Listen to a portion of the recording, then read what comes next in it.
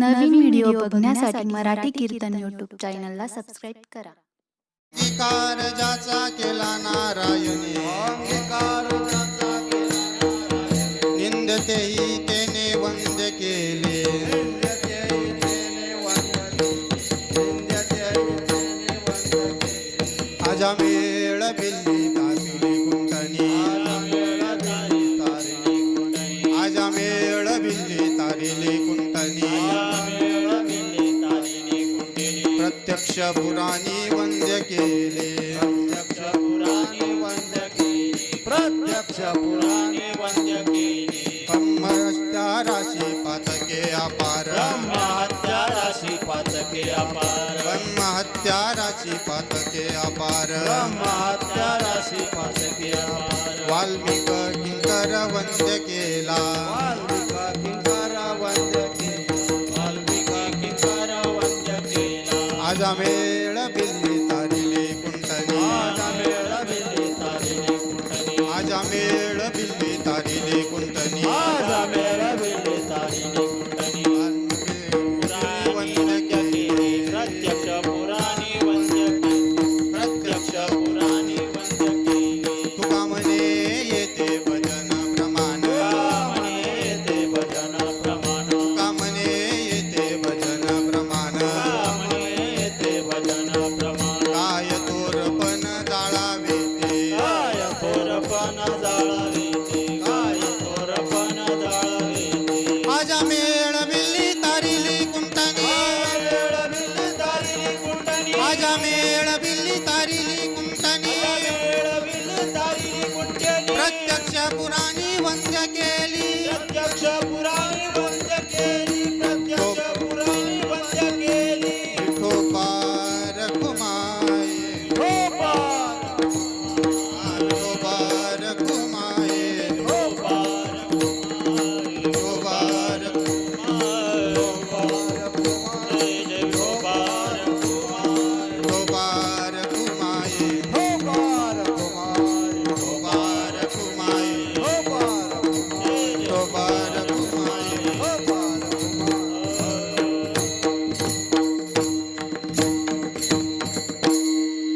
त्याचा केला नारायण, अंगीकार ज्याचा केला नारायण, अंगीकार ज्याचा केला नारायण, अंगीकार ज्याचा केला नारायण, अंगीकार ज्याचा केला नारायण, नारायण अंगीकार ज्यांचा केला नारायण, अंगीकार ज्यांचा केला नारायण, अंगीकार ज्यांचा केला नारायण.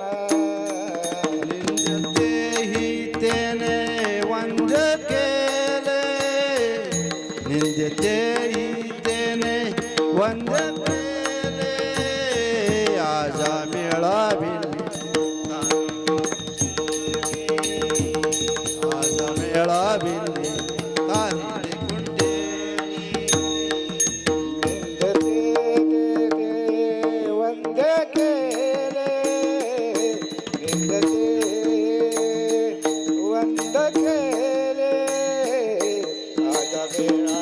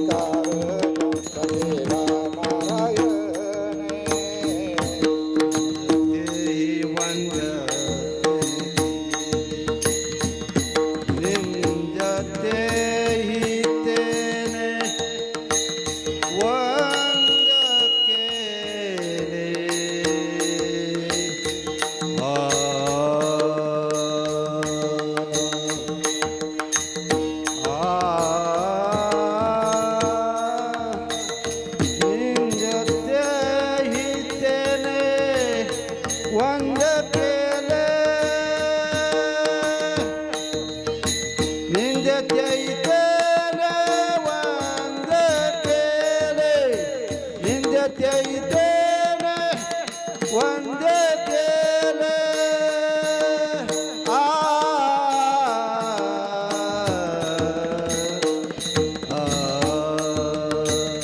निंद्यते तेन वंद्य केले निंद्यते तेन वंद्य केले आज मेळाविले तारिले कोणते आज मेळाविले तारिले कोणता नित्य तेहि तेने वंद्य केले वंद्य केले वंद्य केले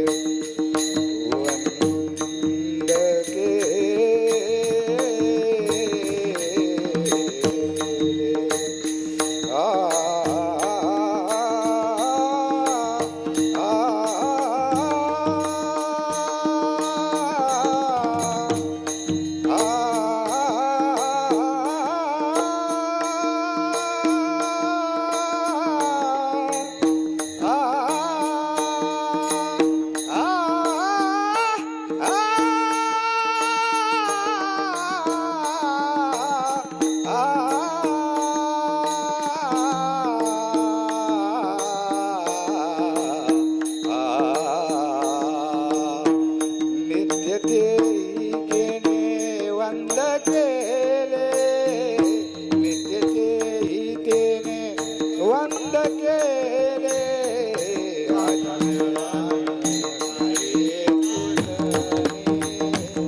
आज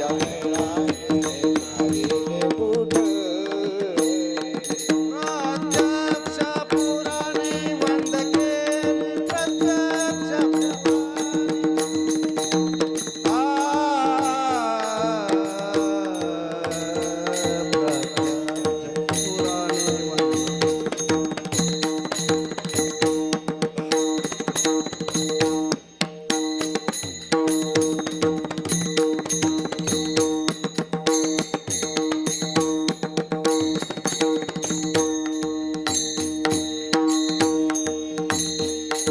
प्रत्यक्ष पुराणे वंद्य केली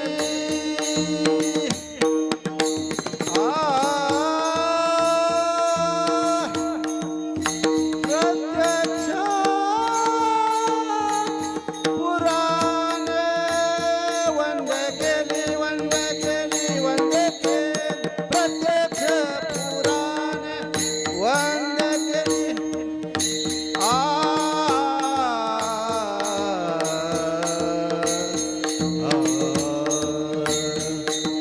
प्रत्यक्ष पुराणे वंद्य केली प्रत्यक्ष पुराणे वंद्य केली आज मेळाविले तारिले कोणते आज मेळाविले तारिले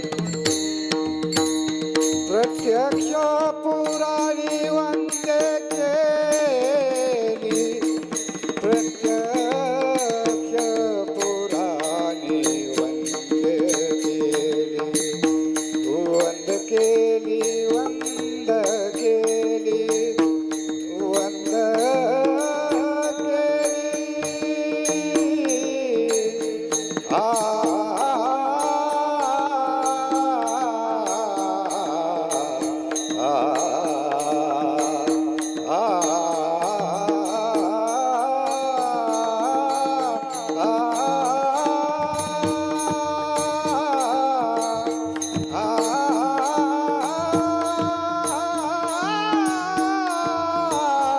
वंद्य केली प्रत्यक्ष पुराणी वंद्य केली वंद्य केली प्रत्यक्ष पुराणे वंद्य केली प्रत्यक्ष पुराणी वंद्य केली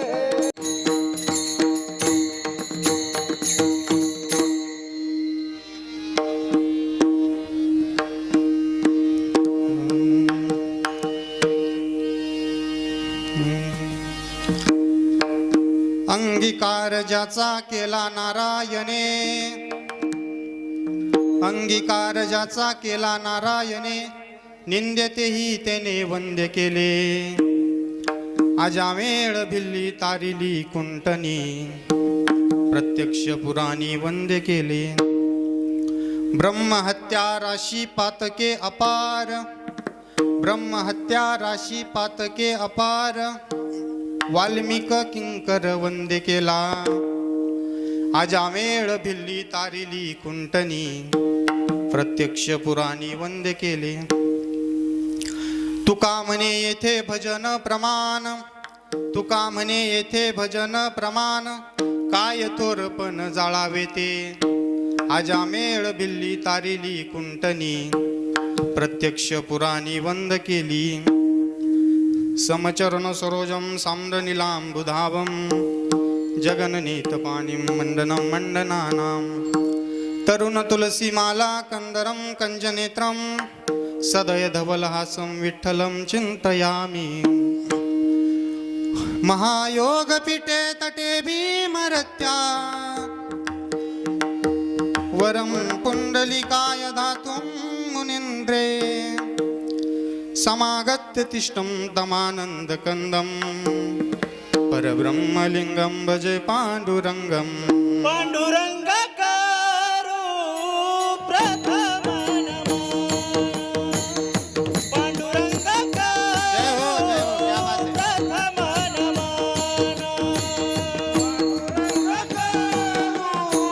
प्रथम नमो.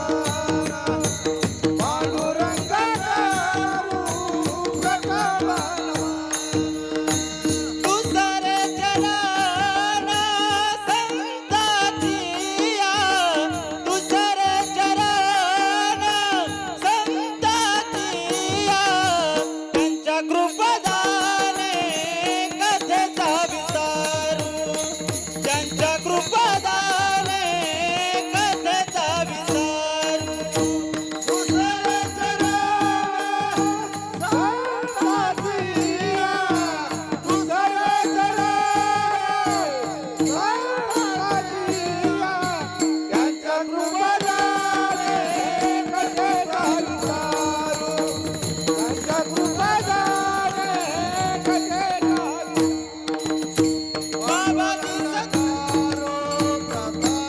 हाँ सर, क्या बात है.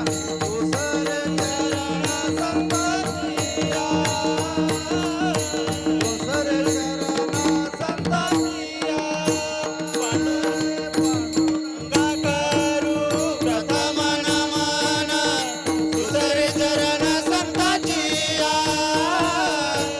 दुसरे चरण संताचिया.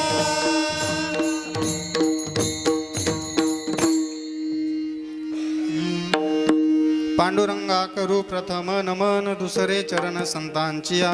त्यांच्या कृपादाने कथेचा विस्तारू. बाबाजी सद्गुरु दास तुका, जयांचे केलिया स्मरण. होय सकळ विद्यांचे अधिकरण, तेच वंदू श्रीचरण श्रीगुरूंचे ते नमस्कारुनी. आता काय माझी वाणी मानेल संतासी, रंग उचितासी आपुलिया. धन्य धन्य निवृत्ती नाथा, धन्य धन्य निवृत्ती देवा, धन्य धन्य निवृत्ती देवा. धन्य निवृत्ती देव. काय महिमा वर्णावा, काय महिमा वर्णावा, काय महिमा वर्णावा.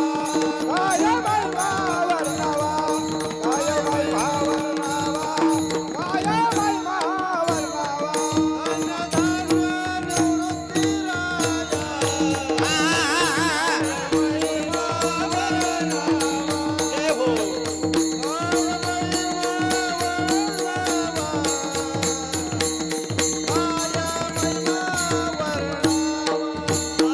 धन्य धन्य निवृत्ती देवा, काय महिमा वर्णावा, काय महिमा वर्णावा,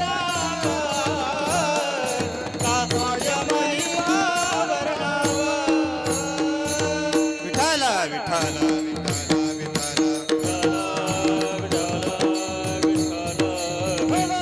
कुंडली कवरदारी विठ्ठल, ज्ञानदेव तुकाराम पंढरीनाथ भगवान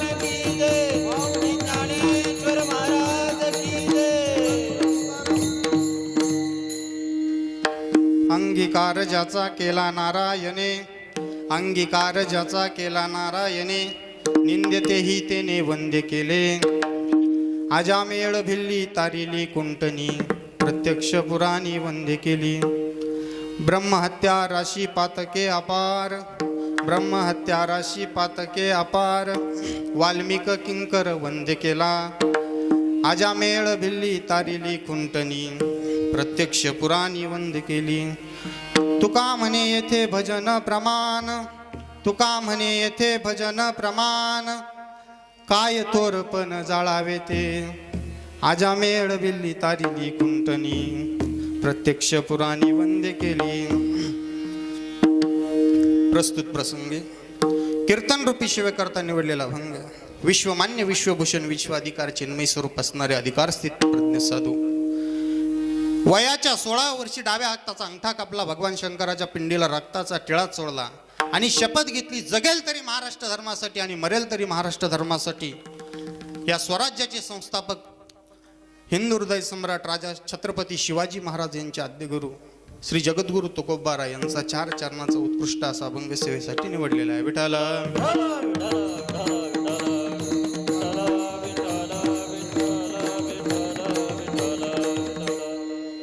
प्रस्तुत अभंगाद्वारे जगद्गुरु श्री तुकोबाराय सांगतात, भगवान परमात्म्याचा ज्याने अंगीकार केला, भगवंताने ज्याला स्वीकारलं आणि त्याने भगवान परमात्म्याचा अंगीकार केला, मग तो निंदनीय जरी असला तरी वंदनीय तो झाल्याशिवाय राहत नाही. पुढे जाऊन जगद्गुरु श्री तुकोबाराय दुसऱ्या चरणामध्ये 3 उदाहरणं सांगतात. एक आजामेळ्याचं उदाहरण सांगतात. अत्यंत निंदनीय असणारा आजामेळ पण भजन केल्यामुळे वंदनीय झाला. दुसरी गोष्ट शबरी मातेचं उदाहरण देतात. शबरी माता निंदनीय असणारी शबरी माता वंदनीय झाली. आणि तिसरं उदाहरण गणिकेचं देतात, वेश्येचं देतात. ती वेश्या निंदनीय असणारी वेश्या ती वंदनीय झाली फक्त भजनाची ताकद आहे. आणि तुकोबाराय सांगतात नुसते वंदनीय नाही झाली तर प्रत्यक्ष पुराणामध्ये त्यांचं वर्णन आलेलं आहे. म्हणून तुकोबाराय सांगतात प्रत्यक्ष पुराणी वंद्य केले. पुढे जाऊन अजून एक उदाहरण देतात. तुकोबाराय सांगतात अनंत प्रकारचं ब्रह्महत्या करणारा, कारण तुकोबारायांचं गणितच संपलं. ज्यावेळेस वाल्मिक ऋषींचं उदाहरण आलं त्यावेळेस तुकोबारायांचं गणित संपलं. शतक म्हणत नाही तुकोबाराय, दशक म्हणत नाही, लाख म्हणत नाही, दशलाख म्हणत नाही, अब्ज निखर्व काय असेल ते काहीच म्हणत नाही, अपार म्हणतात. इतक्या ब्रह्महत्या केल्या तुकोबाराय सांगतात मी सांगू शकत नाही. इतक्या ब्रह्महत्या केल्या वाल्मिक ऋषींनी. पण तो वाल्मिक ऋषी सुद्धा वाल्याचा वाल्मिकी झाला. आपण म्हणतोच ना वाल्याचा वाल्मिकी झाला, तो फक्त भगवान परमात्म्याच्या नामस्मरणामुळे झाला. पुढे जाऊन तुकोबाराय सांगतात तुका म्हणे येथे भजन प्रमाण कशामुळे झाले असेल तर तुकोबाराय सांगतात जीवनामध्ये ज्यांच्या भजन आलं, ज्यांनी जीवनामध्ये भजन केलं, भजनाचा अंगीकार केला, भजनाचा स्वीकार केला आणि एकदा भजन केल्यानंतर तुमचा कितीही मोठेपणा असेल, तुकोबाराय म्हणतात तो काय जाळायचा आहे. किती मोठा माणूस असेल तर तुकोबाराय म्हणतात त्याचा मोठेपणा आमच्या काही कामाचं नाही. जो भजन करतो त्याचा आम्ही स्वीकार करतो. असा सरळ 4 चरणाचा अर्थ आहे. विठाला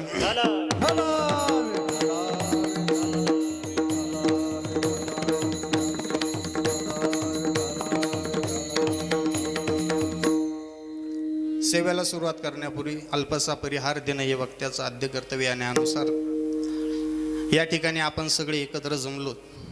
कोणत्या निमित्ताने जमलो हे सगळे आपल्याला ज्ञातच आहेत. आपण सुज्ञ श्रोते आहात, परंतु वक्त्याचं आद्य कर्तव्य आज खऱ्या अर्थाने हा महिनाच पवित्र आहे. कार्तिक महिना सर पवित्र महिना आहे. त्याचं कारण असं, या कार्तिक महिन्यामध्ये गावोगावी कार्तिक स्नानाची पद्धत आहे. आता राहिली नाही. पूर्वीपासून कार्तिक स्नानाची पद्धत आहे. सकाळी उठल्यानंतर स्नान करायचं. आता आपण बिना स्नानाचेच काकड्याला होतो, ते भाग सोडून द्या. परंतु स्नान केल्यानंतर, आणि स्नान घरात नाही करायचं, गरम पाण्याने नाही करायचं. जर आपल्या गावाला जर नदी नसेल, आपण तर काही चंद्रभागेत जाऊ शकत नाही स्नानाला. रोज उठून चंद्रभागेत जाऊ शकत नाही किंवा भगवान परमात्म्या पुढे पंढरपुरात बसून आपण काकडा करू शकत नाही. आपल्या गावाला जर नदी असेल तर नदीचं स्नान करायचं, मग ती कोणतीही नदी असो. ते नदीचं स्नान केल्यानंतर भगवान परमात्म्याच्या मंदिरात यायचं आणि पहाटेला काकडा सुरू होतो. महाराज काय आनंद त्या काकड्याचा. या सगळ्या काकड आरती भजनी मंडळ ना, काकड आरती भजनी मंडळाने हा गेल्या महिन्यापासून जो काकडा चालू आहे त्या काकड्याची आज खऱ्या अर्थाने सांगत आहे. आज योगायोग बघा, आज तुलसी विवाह संपन्न होतोय, त्रिपुरारी पौर्णिमा आहे. हां महाराज, त्रिपुरारी पौर्णिमा आहे. कार्तिक महिन्यात येते सर, जी कार्तिक महिन्यात येते. त्रिपुरारी पौर्णिमेला असं स्वतंत्र अस्तित्व नाही. एक कथा आहे छोटीशी, आता मी ती सांगत नाही, भगवान शंकराची कथा आहे, पण तिला विशेष अशी मान्यता नाही. तर त्रिपुरारी पौर्णिमा म्हणजे काय, जी कार्तिक महिन्यात येते तिला त्रिपुरारी पौर्णिमा म्हणतात. आणि त्या त्रिपुरारी पौर्णिमेच्या दिवशी एक उंच जागेवर भगवान शंकराच्या मंदिरात दिवे लावले जातात. ही आपली पारंपरिक पद्धत आहे. आता ती कथा भाग कोणी जोडल्या असेल ते सोडून द्या, पण ही पारंपरिक आपली पद्धत आहे, दिवे लावण्याची पद्धत आहे. आज लावले का तुम्ही दिवे? लावले ना, तुम्ही रोजच दिवे लावतात. दिवे लावण्याची आपली पद्धत आहे. हा पवित्र महिना कार्तिक हा पवित्र महिना, आणि या महिन्यामध्ये जो काकडा चालतो त्या काकड्याची खऱ्या अर्थाने आज सांगत आहे. आणि त्या सांगतीनिमित्त ही कीर्तन आहे. सेवके सांगितले करावे ते काम. या ठिकाणी माझा अधिकार नाही इथं उभं राहण्याचा. कार्तिक स्नानाच्या समाप्तीला एक अधिकारी व्यक्तिमत्व असावं लागतं सर. अधिकारी व्यक्ती, मी तितका अधिकारी नाही, मी तुमच्यापेक्षा लहान आहे, ज्ञानाने लहान आहे, वयाने लहान आहे, सगळ्या गोष्टींनी लहान आहे. एक मी बालक आहे तुमच्यापट्टू. आम्ही ढोलकीपट्टू नाही म्हणणार, चौरंगी चिराच म्हणू. पेटी वाजवतात, ढोलकी वाजवतात, तबला वाजवतात, पखवाज चौरंगी चिराच आहे. एक महाराष्ट्रातील जे दिग्गज ढोलकी वादक आहेत त्यांच्या टॉप 10 म्हणतो ना आपण, टॉप 10 मध्ये जे अग्रगण्य असं नाव घेतलं जातं ते आमचे आकाशदादा. या ठिकाणी माझ्या पामराच्या साथीसाठी हार्मोनियम घेऊन बसलेले आकाशदादाला खूप खूप धन्यवाद देतो. त्याचप्रमाणे दोन्ही बाजूला आता काय झालं माहिती का, हाक्याचेच बैल टांग्याला आले बरं का सर. हाक्याचेच बैल टांग्याला आले. मग आता हाक्यानं हाकायचे कसे, कारण ज्यावेळेस टांग्याला हाक्याचे बैल येतात ना त्यावेळेस हाक्या थोडं हात राखीत असतो. पाठी जिंकू का नको जिंकू पण हात राखीत असतो. आता ते हाक्याचेच बैल टांग्याला आल्यामुळे काही बोलता येईना. दोघे माझेच विद्यार्थी आहे, अथर्व आहे, त्याचप्रमाणे माऊली आहे. दोघे अत्यंत सुंदर अशी साथ करताय, त्यांनाही धन्यवाद देतो. त्याचप्रमाणे आपल्या गावाचं वैभव खऱ्या अर्थाने ज्यांनी जुना परमार्थ केला, अत्यंत कठीण दिवसामध्ये दगडाच्या टाळामधून ज्यांनी नाद काढला आणि आज त्यांच्या परमार्थाला सोन्याचे दिवस आलेत, असे असणारे आमचे पडोळ सर, ती या ठिकाणी उपस्थित, त्यांच्या माध्यमातून मला ही सेवा मिळाली. सर या ठिकाणी गायन करण्यासाठी उपस्थित आहे, सरांना धन्यवाद देतो.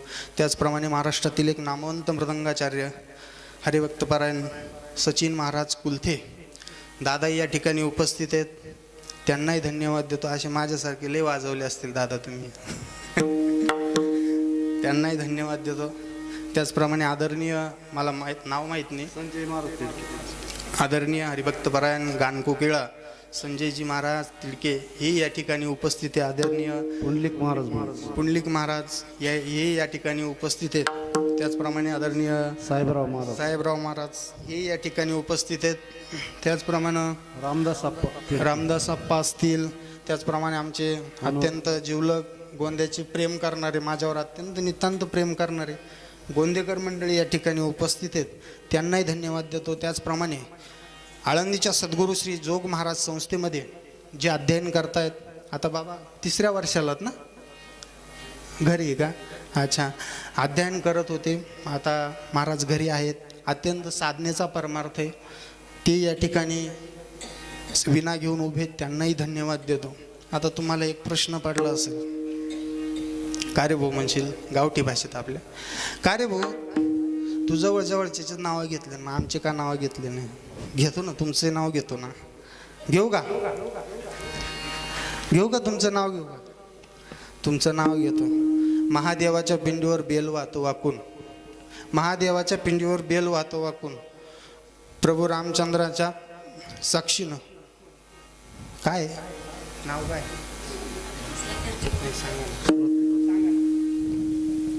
यांना माहित असेल. हा, तुम्हाला नसेल माहिती, यांना माहित असेल. सांगा ना. हा, मला येतं बरं का, मला पाहिजे होतं, तुम्हाला येतं का नाही?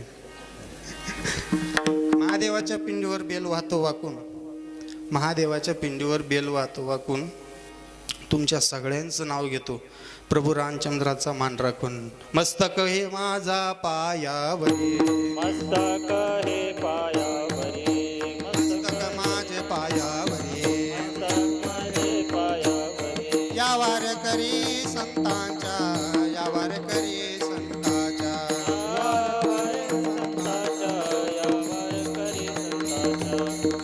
वारकरी संतांच्या.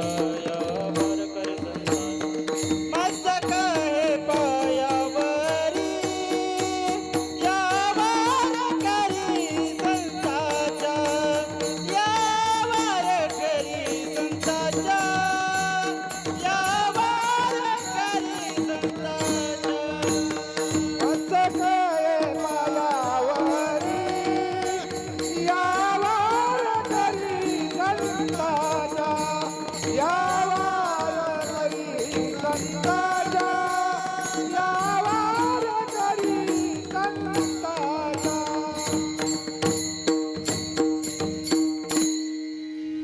खऱ्या अर्थाने ही सेवा आज महापर्व काळ आहे. आणि योगायोग असा आहे की आदरणीय हरिभक्त परायण गुरुवर्य बाजीरावजी महाराज नळे रामायणाचार्य यांच्या पत्नी बेबीताई, बरोबर, बेबीताई यांना आपल्यातून जाऊन जवळजवळ 7 महिने पूर्ण झालेत. आदरणीय ताईंनी आळंदी पंढरीची वारी कधी चुकू दिली नाही. महाराज भगवान परमात्मा चांगल्या माणसांना नेत असतो. खऱ्या अर्थाने आपण इथं बसलेलो आहे, आपल्या जगावर खूप मोठं संकट येऊन गेलं, कोरोना महामारीचं. आपलं पूर्वजन्मीचं काहीतरी पुण्य असेल, पूर्वजन्मीचं काहीतरी पुण्य असेल म्हणून आपण या ठिकाणी बसलेलो आहे, कीर्तन ऐकतं. माझ्या सगट, मी काय देवाचं जावई नाही, माझ्या सगट आपण इथं ऐकतोय ना, हे फक्त आपल्या पूर्वजन्मीचं पुण्य आहे. आणि दुसरी गोष्ट, भगवान परमात्म्याची आपल्यावर झालेली कृपा म्हणून आपण वाचलो. आदरणीय ताईंचं 7 महिन्यापूर्वी ताईंनी देह ठेवला. आळंदी पंढरीची वारी दोघीही पायी करायचे. वारीचा नियम चुकला नाही, त्यामुळेच काय भगवंताला ताई आवडल्या आणि घेऊन गेल्या आपल्यातून. त्यांचा 7वा महिना आहे, 7वं मासिक श्राद्ध आहे. तर त्या श्राद्धानिमित्त हे भजनी मंडळ दर महिन्याला भजन करायचं. आज योगायोग असं आहे की त्यांच्या मासिक श्राद्धाच्या निमित्तानेच, मासिक श्राद्धाच्या निमित्तावर आज त्रिपुरारी पौर्णिमा, कार्तिक स्नान, काकडा समाप्ती, या सगळा मेळ एक साधून आला. आणि खऱ्या अर्थाने आजची जी कीर्तन सेवा आहे ती आपण एक साधक म्हणता येईल त्याला, ताईंच्या चरणी आपण अर्पण करू आणि ताईंना उत्तम गती प्राप्त हो, हीच भगवान परमात्म्याकडे मागणी करतो आणि सेवेला सुरुवात करतो. विठ्ठल विठ्ठल.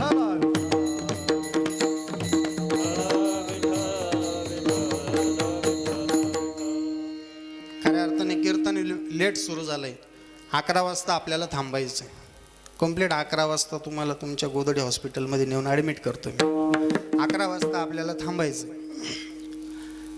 अभंग जो निवडलेला जगद्गुरु श्री तुकोबारायांचा आहे. तुकोबाराय अभंगातून सांगतात, भगवान परमात्मा ज्याचा अंगीकार करतो, मग तो निंदनीय असला तरी वंदनीय होतो. खऱ्या अर्थाने याला एक संप्रदायाची जोड आहे. आपला संप्रदाय वारकरी संप्रदाय काही नियम घालून दिले संप्रदायाने. सप्ताह झाला तर 7 दिवसाचा असतो. 9 दिवसाचा असला तर त्याला 99 म्हणतात. सप्त्यामध्ये पण काही नियम घालून दिलेले. पहिल्या दिवशी नामपर प्रकरणातील अभंग घ्यावा आणि 8व्या दिवशी 7व्या दिवशी मागणीपर प्रकरणातील अभंग घ्यावा आणि 8व्या दिवशी काल्याचा अभंग घेऊन सप्त्याची समाप्ती होत असते. मग तुम्ही म्हणाल मधल्या दिवसातल्या बाबांनी का गाण्याचे पिक्चरचे गाणे घ्यायचे का? नाही. संतपर उपदेशपर असे अभंग घेऊन कीर्तन करावं. तर आपल्या संप्रदायाचा हा दंडक आहे. तसं संप्रदायाने काही दंडक घालून दिलेले. काही निमित्तपर कीर्तनं असतात, नैमित्तिक कीर्तनं असतात. त्या नैमित्तिक कीर्तनाला त्या गोष्टीचं वर्णन करता आलं पाहिजे.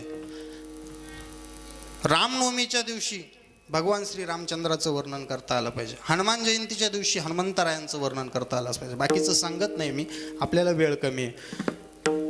आपला संप्रदाय जगाच्या पाठीवर अनेक संप्रदाय येऊन गेले. अनेक संप्रदाय छोटे झाले, छोटे होते मोठे झाले, मोठे होते छोटे झाले, छोट्यातून लयास गेले. परंतु जगाच्या पाठीवर वारकरी संप्रदाय असा आहे जो आज तगायत टिकून आहे. जोपर्यंत चंद्र सूर्य आहे तोपर्यंत वारकरी संप्रदाय टिकून आहे. जाऊ द्या हो, मी तर असं म्हणेल, जोपर्यंत वारकरी संप्रदाय जिवंत आहे, जोपर्यंत वारकरी संप्रदाय टिकून आहे तोपर्यंत चंद्र सूर्य आहे. आपला संप्रदाय का टिकून आहे? संप्रदायाला ग्रंथ असावे, संप्रदायाला संत असावे, संप्रदायाला भजन असावं, संप्रदायाला मंत्र असावा. महाराज आपला ग्रंथ कोणता आहे? गीतालंकार नाम ज्ञानेश्वरी. महाराज गीता जगावर प्रभुत्व गाजवणारा गीता ग्रंथ आपल्या संप्रदायाचा पाय, आपल्या धर्माचा पाय आहे. महाराज आमच्याकडे संत कोणते? अहो संत काय, संतांची मांदियाळीची आमच्याकडे संप्रदायामध्ये. ज्ञानाचा सागर सखा माझा ज्ञानेश्वर. हा, ज्ञानाचा सागर सखा माझा ज्ञानेश्वर. महाराज ज्ञानोबारायांसारखे आमच्या संप्रदायाचा पाया आमचे ज्ञानोबाराय. आणि आमच्या संप्रदायाचा कळस कोण आहे? आमचे तुकोबाराय. तुका झाला से कळस. महाराज तुकोबाराय ज्या संप्रदायाचे कळस आहे, ज्ञानोबाराय ज्या संप्रदायाचा पाय आहे, तो संप्रदाय अनादिकाल नाही, चिरंतर काल टिकल्याशिवाय राहणार नाही. ही ताकद आमच्या संतांची आहे. राम संप्रदायाला मंत्र असावा. आमच्या संप्रदायाचा मंत्र आहे रामकृष्ण हरी. उघडा मंत्र जाणा रामकृष्ण हरी म्हणा. चोरून लपून मंत्र नाही, उघडा मंत्र जाणा. हा, कोणाच्या कानात सांगायची गरज नाही, उघडा मंत्र जाणा. उघड मंत्र आहे म्हणून आमचा संप्रदाय टिकून आहे. ही झाली संप्रदायाची व्याख्या. संप्रदाय म्हणून काकडा आहे, संप्रदाय म्हणून भगवंत आहे. महाराज काकडा करायचा कोणासाठी? भगवान परमात्म्यासाठी करायचा. बरं त्याच्यासाठी काकडा करायचा? त्याच्यासाठीच का काकडा करायचा? कारण तो व्यापक आहे. इतका व्यापक आहे, इतका व्यापक आहे का त्याला सीमाच नाही. गतीर भरता प्रभू साक्षी निवासम शरणम श्रुत प्रभव प्रलय स्थानम निधानम बीजमव्ययम. यावर ज्ञानोबारायांनी 4 ओव्या खर्च केल्या. म्या बोलविल्या वेद बोले, म्या चालविल्या सूर्य चाले, म्या हलविल्या प्राणू हले, जो जगाते चाळिता. पर्वती वैसका न सांडावी, समुद्र रेखा न ओलांडावी, पृथ्वीया भूते भावी ही आज्ञा माझी. परत ज्ञानोबाराय सांगतात तो परमार्थ किती व्यापक आहे. इतका व्यापक आहे, इतका व्यापक आहे, त्याच्या सत्तेशिवाय जगात वृक्षाचं पानही हलत नाही. वृक्षाची पाने हाले राहिले अंत मग कोठे, राहिले अंत मग कोठे. वृक्षाची पाने हाले जाती सता, राहिली अंत मग कोठे, राहिली अंत मग कोठे.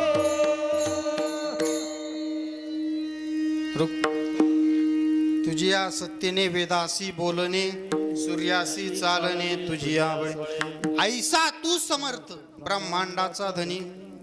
महाराज इतका व्यापक आहे तो, इतका व्यापक आहे, इतका व्यापक आहे, अख्ख्या विश्वावर त्याची सत्ता आहे. हा, विश्व ज्याच्या ताब्यात आहे असा ब्रह्मांड चालक, त्याच्यासाठी काकडा करायचा. आता हे सगळं थोडं थोडं सांगतो कारण वेळ कमी, नाही तर याचं भरपूर मोठं चिंतन आहे. पण आता कार्यक्रम उशिरा सुरू झाला. त्याचं व्यापकत्व इतकं आहे, इतकं व्यापक आहे, इतका व्यापक भगवान परमात्मा आहे का त्याचं व्यापकत्व कुणी मोजू शकत नाही, अजिबात नाही मोजू शकत. इतका व्यापक भगवान परमात्मा आहे. मग त्याच्यासाठी काकडा करायचा. काकडा करा, तुम्ही म्हणाल काकडा करतो आम्ही, पहाटी उठतो आणि काकडा करताना ना माणूस 3 ठिकाणी वाकडा होतो. तर 2 ठिकाणी वाकडं, सकाळी झोपातून उठलं तिकडे एकदा वाकडा होतं, उठून बसल्यावर परत आळस देतो, एकदा वाकडा होतो, आणि उठल्यावर आता ते आंघोळ करतो का नाही ते मी काय पाहायला गेलो नाही, पण उठल्यावर परत एकदा वाकडा होतो. 3 ठिकाणी काकडा करताना वाकडा होतो, मग काकडा होतो त्याचं. हा, काकडा करणं काय सोपं नाही, त्याला उठावं लागतं. हा, मग त्याला जातीवंत वारकरी लागतो, जातीवंत परमार्थ करणारा माणूस लागतो, त्यावेळेस काकडा होतो. काकडा करणं असं कोणाचंही काम नाही. हा, कोणाचे काम नाही म्हणजे तुम्ही म्हणशाल पुढच्या वर्षीपासून जा आम्ही काकडाच करीत नाही, असं नाही. काकडा करायला उठावं लागतं. काकड्याचा फायदा काय? अहो, काकडा करत असताना स्वर्गाचे देव काकड्याला येऊन बसतात. कुठून येतात? वाळवंटापासून महाद्वारापर्यंत. अहो, वाळवंटापासून महाद्वारापर्यंत देव उभे राहतात. देव उभे राहतात कशासाठी? काकडा करण्यासाठी. काकडा देवांना करता येत नाही. तुम्ही म्हणाल कसं काय? देवांना काकडा करण्याचा अधिकारच नाही. अधिकार कोणाला माहिती का? आपल्याला अधिकार आहे. काकडा करण्याचा अधिकार आपल्याला आहे. जो नरदेह घेऊन जन्माला आला, या भूतलावर जन्माला आला, माणूस म्हणून, मनुष्य प्राणी म्हणून जन्माला आला, त्याला काकडा करण्याचा अधिकार आहे. हा, काकड्याचा अधिकारी तोच आहे, त्याला काकडा करण्याचा अधिकार आहे. काकडा करण्याचा अधिकार आमच्या संतांना आहे. हा, आमच्या संतांनी काकडा केला महाराज. काकडा करण्याचा अधिकार आपल्याला आहे. त्याचं कारण असं, त्या भगवान परमात्म्याने हा जो नरदेह दिलाय तो कशासाठी दिलाय? देवे दिला देह भजना गोमटा, दिला देह भजना गोमटा, देह भजना गोमटा, दिला देह भजना गोमटा. होया झाला पाटा बालिकेचा, धोया झाला फाटा बालिकेचा, धोया झाला फाटा बालिकेचा. देवे दिला देह भजना गोमटा, तो या झाला पाटा बाधिकेचा. भगवान परमात्म्याने आपल्याला जो नरदेह दिलाय ना, तो भजनासाठी दिलाय. सदैव त्याचं भजन करण्यासाठी दिलाय. पण आपण भजन नाही करत. हो, भोजन करतो. भोजन तुम्ही म्हणशाल कसं काय? तुम्ही जेवत नाही का? संत जेवत नव्हते का? नाही, संतांनीच सांगितलं. आपल्याला सगळ्या गोष्टीची नुसती चिंता असते, चिंता. इथूनच सुरुवात करू ना. नित्य उठून या खावयाची चिंता. बरं, खायची चिंता नाही आपल्याला, ते व्यवस्थित भेटेल का नाही याची चिंता. बरं, भेटलंच व्यवस्थित, ते गळ्याच्या खाली व्यवस्थित उतरल का नाही याची चिंता. बरं, उतरलंच व्यवस्थित तर ते पचल का नाही याची चिंता. इथंही चिंता मिटत नाही. हे पचलं जर व्यवस्थित तर सकाळी उठल्यावर ते व्यवस्थित बाहेर येईल का नाही याची देखील मनुष्याला चिंता आहे महाराज. मनुष्य जीवनात चिंताच चिंता आहे. तसं पारमार्थिकाच्या जीवनात, संतांच्या जीवनात चिंताच नाही महाराज. संतांना चिंता नाही यात नवल काय, पण ज्या गावात संत राहतात त्या गावाला देखील चिंता नाही. चिंता नाही गावी हरिदासाची. ज्या गावात संत राहतात त्या गावाला देखील चिंता राहत नाही महाराज.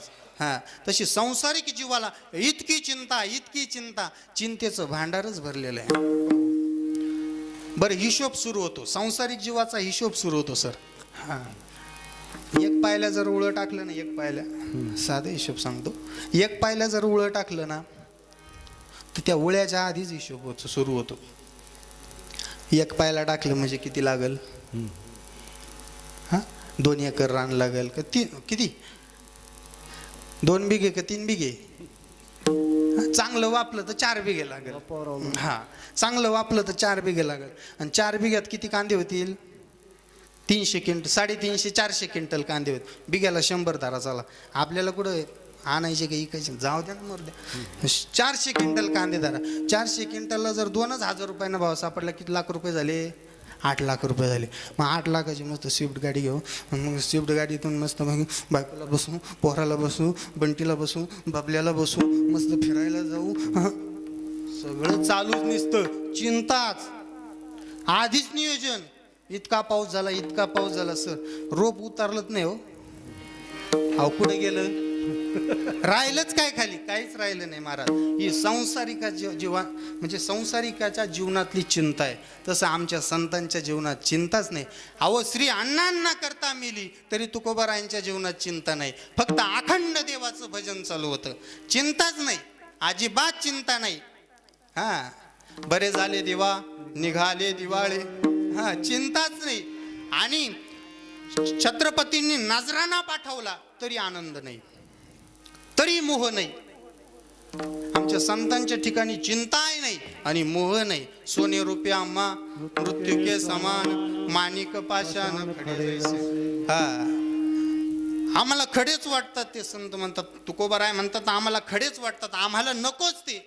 आमच्या जीवनात आम्हाला चिंता रहित जीवन जगायचं, चिंता विरहित जीवन जगायचं. हा, साधूच्या जीवनात अजिबात चिंता नसते, संसारिकाच्या जीवनात चिंता असते. अहो चिंता करता कशाला? कशाला करता? संत सांगतात या संसाराचं मूळच दुःख आहे. संसार दुःख मूळ चौकडे इंगळ, विश्रांती नाही कोठे रात्रंदिवस. अहो रात्रंदिवस दिन रजनी हाची धंदा. पण हे संतांच्या बाबतीत आहे आपला वेगळाच धंदा. संतांना कोणता धंदा होता? दिन रजनी हाची धंदा, गोविंदाचे पोवाडे. पण आम्हाला दिन रजनी हाची धंदा, हातात पावड. कायम चिंता, कायम चिंतेचं जीवन. भजन करायला माणूस तयार नाही. आणि ज्याच्या जीवनामध्ये भजन आहे त्याच्या जीवनामध्ये चिंता नाही. चिंता त्याच्या जीवनामधली मिटून जाते, चिंता त्याच्या जीवनामध्ये राहत नाही. मग माणसाने भजन केलं पाहिजे. तुझी चिंता त्याशी सर्व आहे, तुझी चिंता त्याशी सर्व आहे. तुझी चिंता त्याची सर्व आहे, तुझी चिंता त्याची सर्व आहे. आवडीने भावे हरी नाम घेसी, आवडीने भावे हरी नाम घे. आवडीने भावे हरी नाम घेसी.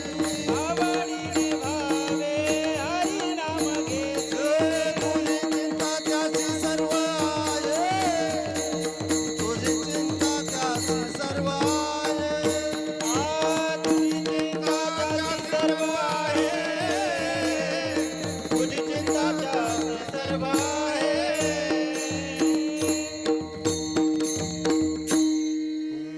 आवडीने भावे हरिनाम घेसी, तुझी चिंता त्यासी सर्व आहे. तू चिंताच करू नको, तू फक्त आवडीने देवाचं नाव घे. चिंता करणारा तो आहे, चिंता करणारा दुसरा कोणीच नाही, तो आहे. आणि तुमच्या चिंतेचं कोणाला घेणं देणं नाही. ना तुमच्या भाऊबांधाला घेणं देणं, ना तुमच्या नातेवाईकाला घेणं देणं, कोणालाच घेणं देणं नाही. तुमचंच तुम्हाला घेणं देणं आहे. त्याच्यामुळे जीवनात चिंता करू नका. चिंता आमच्या संतांनी चिंता केली नाही, मोक्षाचे अधिकारी झाले. का अधिकारी झाले? भजन केलं, अखंड जयाचं भजन केलं. देवाचं भजन केल्यामुळं, अखंड देवाचं भजन केल्यामुळं जन्म मृत्यूची येरझार संपली. हा, आणि देह पवित्र झाला, शुद्ध जीवन जगले आणि मोक्षाचे अधिकारी झाले महाराज. त्याच्यामुळे जीवनात अजिबात चिंता करायची नाही, भजन करायचं. आणि भजन कोणाच्याही वाट्याला येत नाही सर. भजन करायला हा काहीतरी पूर्वजन्मीचं पुण्य असावं लागतं. भजन सहजासहजी अहो सहज कोणाचे नाव, देवाचं नाव कोणाच्या मुखात येत नाही, नाही येत. त्याला काहीतरी पूर्वजन्मीचं पुण्य असावं लागतं. बोध सुकृताची जोडी म्हणजे विठ्ठलिया, तो हा विठ्ठल बरवा, तो हा माधव बरवा. बहुत सुकृताची जोडी म्हणून विठ्ठली आवडी, तो हा विठ्ठल बरवा, तो हा माधव बरवा. भगवान परमात्मा आवडण्यासाठी ज्ञानोबाराय सांगतात, कितीतरी सुकृते गेले असतील कितीतरी जन्म गेले असतील, मलाही सांगता येणार नाही. त्यावेळेस तो आवडायला लागला, नुसता फक्त आवडायला लागला. बाकीची गोष्ट तर नंतर झाली. ज्ञानेश्वरी लिहिली, त्याचं गीतेवर टीका केली, प्राकृत केली, या गोष्टी नंतर घडल्या. पण ज्या वेळेस आवडायला लागला त्याचं कारण एवढंच आहे का बहुत सुकृताची जोडी, कितीतरी सुकृताचं पुण्य फळाला आलं म्हणून ते आवडायला लागलं. तो भगवान परमात्मा आवडायला लागला. तसं आपल्या जीवनात आपण जर त्याचा अंगीकार केला, जर त्याचा स्वीकार केला, त्याने आपण तर केलाच, पण त्याने आपला स्वीकार केला पाहिजे. मग त्याने आपला स्वीकार करावा असं जर आपल्याला वाटत असेल तर आपण काय केलं पाहिजे? भजन केलं पाहिजे. आणि भजन केल्यानंतर त्याचा फायदा काय होतो? अभंगाचं पहिलं जग. अंगीकार ज्याचा केला नारायणे, अंगीकार ज्याचा केला नारायणे, अंगीकार ज्याचा केला नारायणे, अंगीकार ज्याचा केला नारायणे.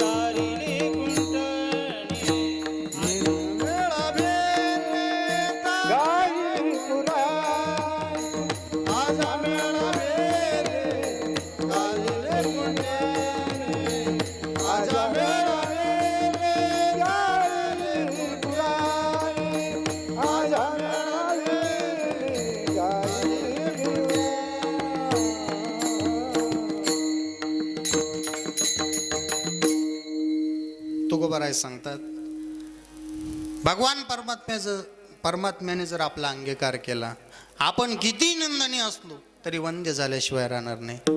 तुकोबारायांना एका साधकाने प्रश्न विचारला की बाबा, तुम्ही सांगतात भगवान परमात्म्याने जर आपला अंगीकार केला तर आपण कितीही निंदनीय असलो तरी वंदनीय झाल्याशिवाय राहत नाही, परंतु असं एखादं उदाहरण आहे का हो?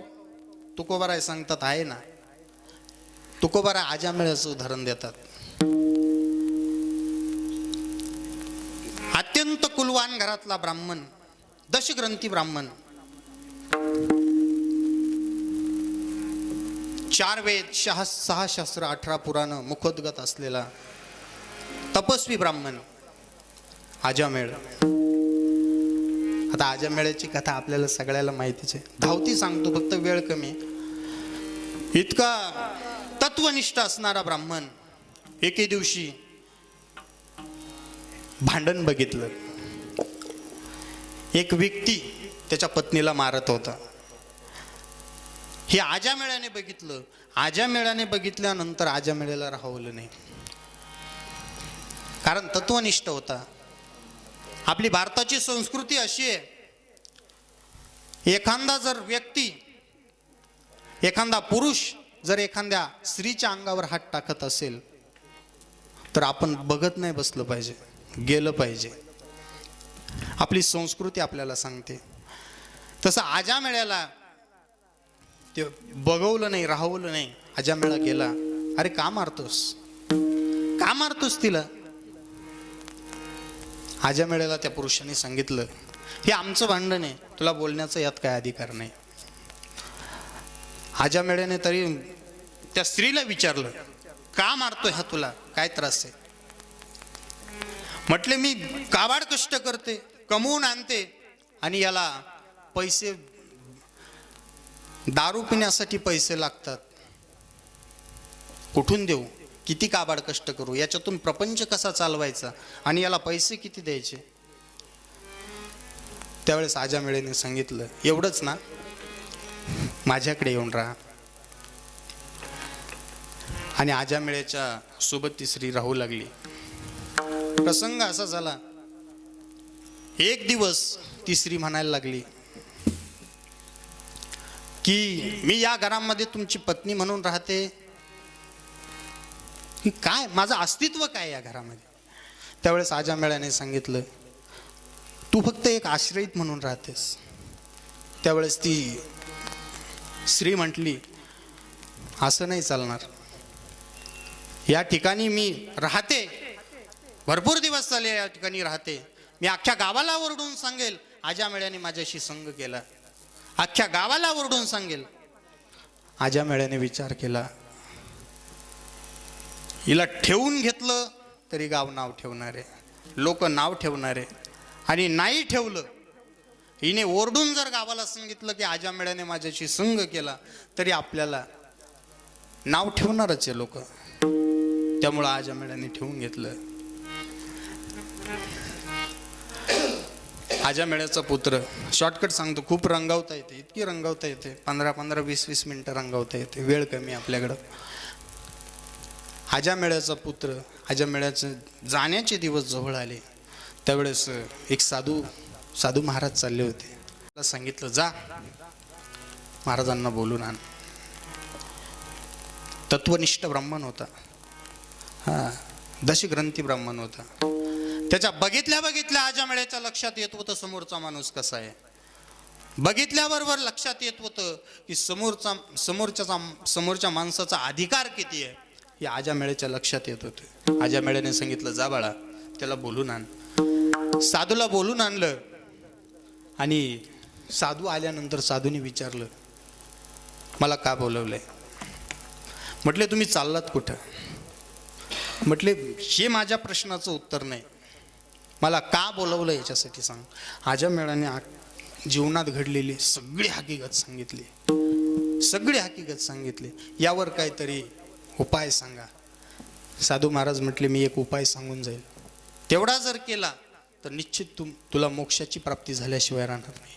तुझा जो हा मुलगा आहे ना, याचं नाव फक्त नारायण ठेव, याचं नाव नारायण ठेव. महाराज त्याचं नाव आजामेळ्याने नारायण ठेवलं. आणि नारायण ठेवल्यानंतर तो सारखा आवाज द्यायचा, नारायण इकडे, नारायण पाणी दे, नारायण जेवायला दे, नारायण मला उठून बसव, नारायण माझ्या गोळ्या दे, नारायण हे कर, नारायण ते कर. त्या आजामेळ्याचा इतकी वाणीची तपश्चर्या झाली सर. ज्यावेळेस अंतकाळ आजामेळ्याचा जवळ आला, आणि अंतकाळ ज्यावेळेस जवळ आला, त्यावेळेस अंतकाळाच्या वेळेस आजामेळ्याच्या मुखातून नारायण शब्द निघाला आणि आजामेळ मोक्षाचा अधिकारी झाला. अंतकालेच मामेव स्मरण मुक्ता कलेवरम. किंवा अंतकाळी ज्याच्या नाम आले मुखा, तुका म्हणे सुका पारणे. प्रमाण आपल्या सगळ्या, आपण माझ्यापेक्षा विद्वान मंडळी प्रमाण आपल्या सगळे पाठ आहेत. तर ज्याच्या अंतकाळाच्या वेळेस मुखामध्ये नारायण नाव आलं, असा आजामेळ मोक्षाचा अधिकारी झाला. केवळ आणि केवळ भजनाच्या जोरावर आपण मोक्षाच्या अधिकारी होऊ शकतो. तुकोबारायांना विचारलं, का हो तुकोबाराय, अहो एवढंच आहे का तुमच्याकडं. तुकोबाराय म्हटले, नाही ना, अहो अजून आहे का. तुकोबाराय शबरी मातेचं उदाहरण देतात, चालू सांगतो. लहान होती शबरी माता, आपल्याला माहितीच आहे. आपण नाशिक जिल्ह्यात जन्म घेतला, रामप्रभू आपल्या इथं राहिलेत, केवट बिवट आपल्याला सगळं आपण उकळून पेलोय, नाही का. माझ्यासारखे असे किती कीर्तनकार तुम्ही उकळून पेले असतील, सगळ्याचं ऐकून बसले तुम्ही. शबरी माता लहान होती आणि पूर्वी लहान वयात लग्न व्हायचे. आणि आता अवघड आहे, आता लग्न कधी झालं हेच कळत नाही. हो, अजिबात कळत नाही लग्न कधी झालं. माझा एकदा 40गावला कार्यक्रम होता. 40गावला मी नांदगावच्या बस स्टँडवर गेलो आणि बस स्टँडवर बसलो. तिथं असं एक नवीन जोडपं बसलं होतं. नवीन, तुम्ही म्हणशाल तुला कसं काय माहिती ते नवीन. ते पायाला ना पोलीस पायावर मेहंदी काढलेली असते. नवीन जोडपा असं मस्त बसलेलं होतं. मी जाऊन शेजारी बसलो. असा शेजारी बसल्यानंतर त्यांचं मस्त चाललं होतं. थोड्या टायमानं मला हळूच शब्द ऐकायला आला. तो म्हटला, काय डोळे आहे तुझे? मी तर जांबच झालो ऐकून, जागेवर आईस्क्रीम झालो. म्हटलं वा वा, तोच बायकोला डोळे, आम्ही आंधळ्याच करून आणल्या. म्हटलं तोच बायकोला डोळे. तू म्हणतो काय डोळे आहे तुझे? खूप सुंदर आहे. ती म्हटली सांगा किती सुंदर आहे. तो म्हटलं खूप सुंदर आहे. अहो तरी किती सुंदर? अहो इतके सुंदर आहे म्हणजे इतके सुंदर आहे, सांगू शकत नाही इतके सुंदर आहे. ती म्हटली अहो तरी सांगा ना किती सुंदर आहे.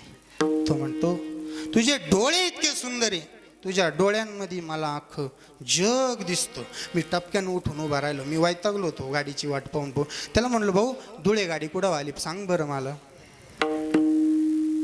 तुम्हाला कळालं का? तुम्ही झोप होईल की नाही? अहो तिच्या डोळ्यामध्ये त्याला अख्खं जग दिसतं म्हणजे धुळे गाडी दिसल ना कुठं आली. आता कळालं का नाही? तुम्ही जेवण नाही केलं का आजारी? तुम्ही आजारी का? नाही ना?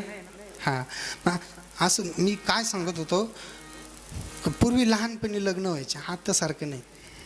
पूर्वी लहानपणी लग्न व्हायचे.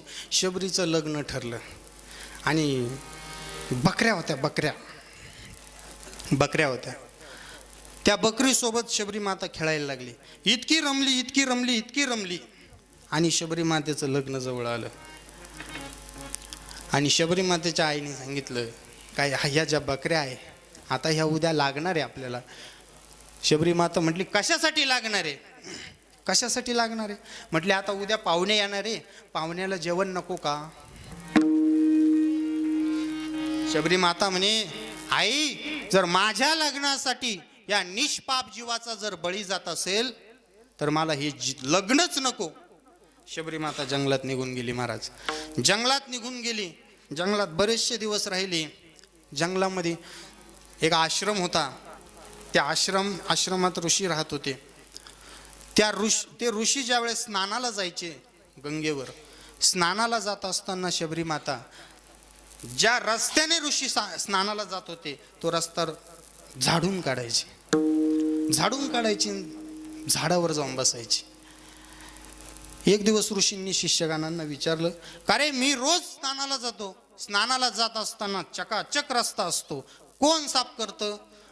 कोणी म्हणायचं मी साफ करतो, कोणी म्हणायचं मी साफ करतो. एक दिवस स्नानाला जात असताना ऋषींनी शबरी मातेला बघितलं. कोण ग तू, कोण करतं हा रस्ता साफ? त्यावेळेस म्हटली प्रणाम ऋषीवर, मीच साफ करते म्हटले हा रस्ता. काही चुकी झाली का? म्हटले नाही काही चुकी झाली नाही. शबरी माता त्या आश्रमात राहिली. आश्रमात राहिल्यानंतर राम मंत्राचा बोध झाला आणि ऋषींनी सांगितलं एक तरी दिवस तुला प्रभू रामचंद्र भेटायला आल्याशिवाय राहणार नाही. म्हणून त्या प्रभू रामचंद्राच्या प्रतीक्षेत शबरी माता भजन करत बसली. शबरी मातेचं तारुण्य पण गेलं, प्रौढ पण गेलं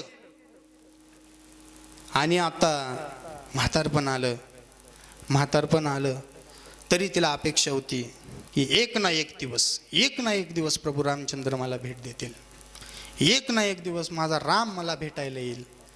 ती काय करायची, तिच्याकडं अरे माझा जगाचा मालक, जगाचा चालक माझ्याकडे येणार आहे, माझ्याकडे द्यायला त्याच्यासाठी काही नाही. म्हणून बोरं गोळा करून ठेवायची आणि रोज संध्याकाळी ते बोरं फेकून द्यायची, रोज गोळा करायची, रोज फेकून द्यायची. असं कितीतरी दिवस चाललं.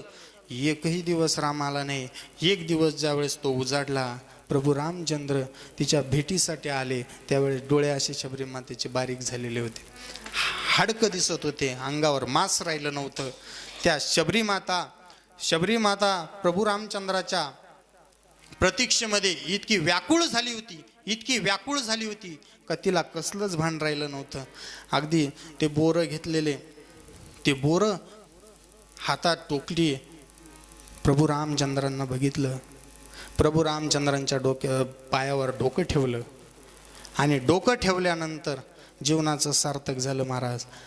आणि उठल्यानंतर ते एक बोर खायचे, जे आंबट लागत, जे तुरट लागल ती फेकून द्यायची, जे गोड लागल ते भगवान परमात्म्याला खाऊ घालायची. आणि भगवान परमात्म्याला खाऊ घालत असताना भगवान परमात्म्याला सांगितलं की यातलं मी उष्ट का करते, कारण माझ्या जगाच्या चालकाला, माझ्या देवाला, माझ्या रामाला एकही तुरट आंबट बोर जाता कामा नये. सगळे उष्ट बोर भगवान परमात्म्याने शबरी मातेची खाल्ले. त्याचं कारण असं, शबरी मातेच्या जीवनामध्ये प्रतीक्षा होती, शबरी मातेच्या जीवनामध्ये त्याग होता, शबरी मातेच्या जीवनामध्ये भजन होतं आणि भजनाची ताकद शबरी मातेला मोक्ष मिळाला. देवाची भेट झाली, देवाची कृपा झाली, प्रभूची कृपा झाल्यानंतर शबरी माता मोक्षाला पोचली. महाराज त्याचं कारण असं, शबरी माता निंदनीय नव्हती. आपल्या दृष्टीने शबरी माता, तुम्हाला एक प्रश्न या ठिकाणी उपस्थित होईल का, शबरी माता तर निष्पाप जीव होता, त्याला काही कळत नव्हतं, लहान बालक होती, काहीच कळत नव्हतं, ना पाप ना पुण्य, काहीच कळत नव्हतं, तरी पण शबरी माता निंदनीय का ठरली? त्याचं कारण असं, लग्नाच्या दिवशी शबरी माता निघून गेली, त्यांच्या आईवडिलांच्या दृष्टीने ती निंदनीय ठरली, पण भगवान परमात्म्याच्या दृष्टीने ती वंदनीय ठरली, म्हणून शबरी मातेला देखील मोक्ष मिळाला. तुकोबाराय सांगतात, शबरी मातेला सुद्धा मोक्ष मिळाला. ती निंदनीय असताना ती सुद्धा वंदनीय झाली. अजून पुढे जाऊन तुकोबाराय एक दृष्टांत देतात, आजामेळ्याचा, कुंटिनीचा दृष्टांत देतात. तुकोबाराय सांगतात, वेश्या व्यवसाय करणारी कुंटिनी, काश्मीर काश्मीर माहिती ना, काश्मीरला वेश्या व्यवसाय करणारी कुंटिनी म्हणजेच वेश्या व्यवसाय करणारी, तिच्या जीवनामध्ये खऱ्या अर्थाने ती वंदनीय कशी झाली तुकोबाराय सांगतात. ती रोज सकाळी उठल्यानंतर आपल्या व्यवसायाला सुरुवात करण्याच्या आधी भगवान शंकराची पिंड होती तिच्याकडे बारीक, भगवान शंकराच्या पिंडीची पूजा करायची. आणि भगवान शंकराच्या पिंडीची पूजा केल्यानंतर तिच्याकडे एक पोपट, सरळ सांगतो, तिच्याकडे एक पोपट होता. त्या पोपटाचं नाव राघव होतं.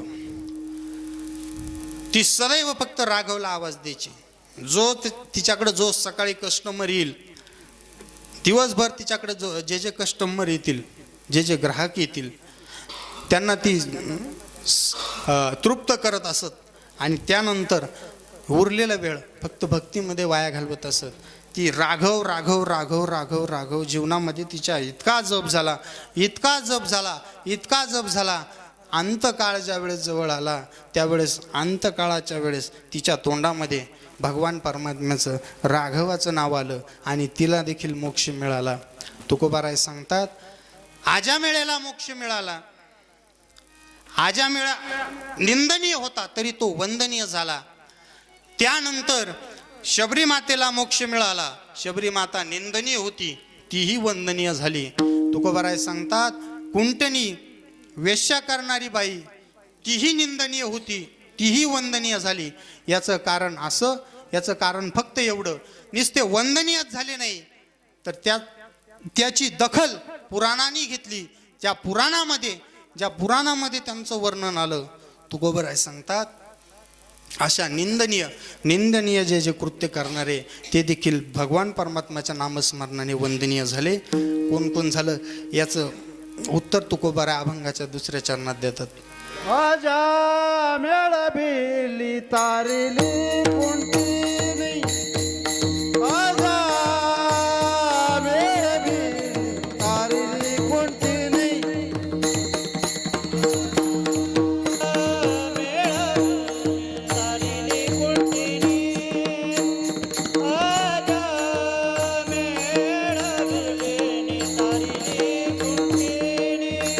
प्रत्यक्ष पुराणी वंदके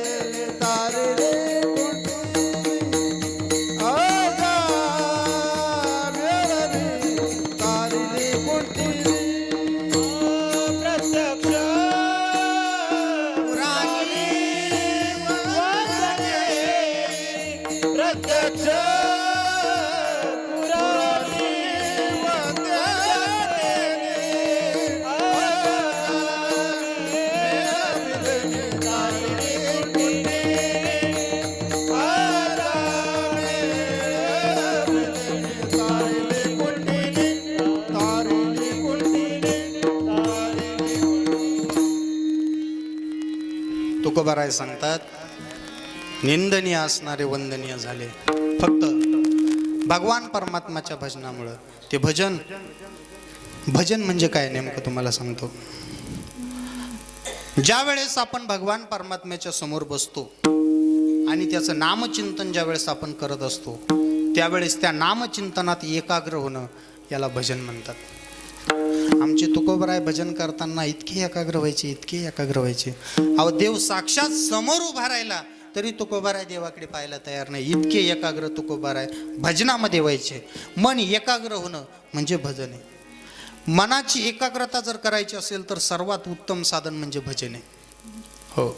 दुसरी गोष्ट, भजनाने माणूस तरतो. भजनाने जीवन मरणाची येरझार संपते. हो. भजन ज्याच्या जीवनामध्ये आलं, ज्याने भजन जीवनामध्ये केलं, त्याला कोणत्याही गोष्टीची अपेक्षाही राहत नाही. संसारावरील माया त्याची हळूहळू कमी होत जाते. कशामुळे? भजनामुळे. परंतु तो देव आपलासा करून घ्यावा लागतो. त्यावेळेस परिस्थिती अशी निर्माण होते, तेने विना जेव्हा सुख नये, आपुला तो एक देव करून घ्यावा, तेने विना जेव्हा सुख नये. त्यावेळेस अशी परिस्थिती होते. आणि भजनाचे प्रकार आहेत.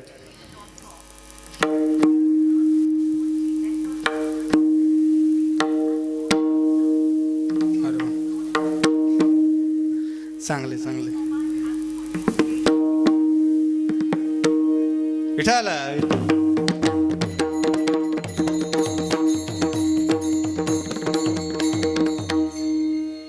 भजन सांगत होतो. भजनाचे अनेक प्रकारे. मृदंग स्वरात लावून करतो त्याला देखील भजन म्हणतात. अभंग गातो त्याला देखील भजन म्हणतात. देवाची स्तुती करतो, मग तो मृदंगातून करत असेल, एखाद्या बंदिशीमधून करत असेल किंवा ध्रुपदातून करत असेल, त्याला देखील भजन म्हणतात. क्लासिकल गाणं ज्या वेळेस आपण गातो, बाडा ख्याल वगैरे, त्याच्यात सुद्धा देवाचं भजनच आहे, देवाची स्तुतीचे, त्याला देखील भजन म्हणतात. भजनाचे अनेक प्रकार आहे.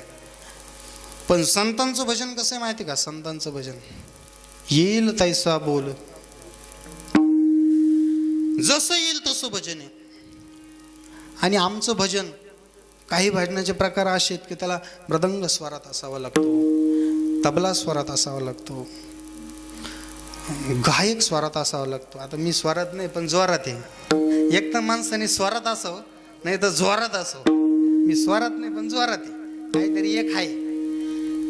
एक स्वरात सगळी वाद्य लावून ज्यावेळेस भगवान परमात्म्याच्या पुढं जी आळवणी केली जाते त्यालाही भजन म्हणतात. बरं, ते भजन असं करायचं असतं की तालात आलं पाहिजे, स्वरात आलं पाहिजे.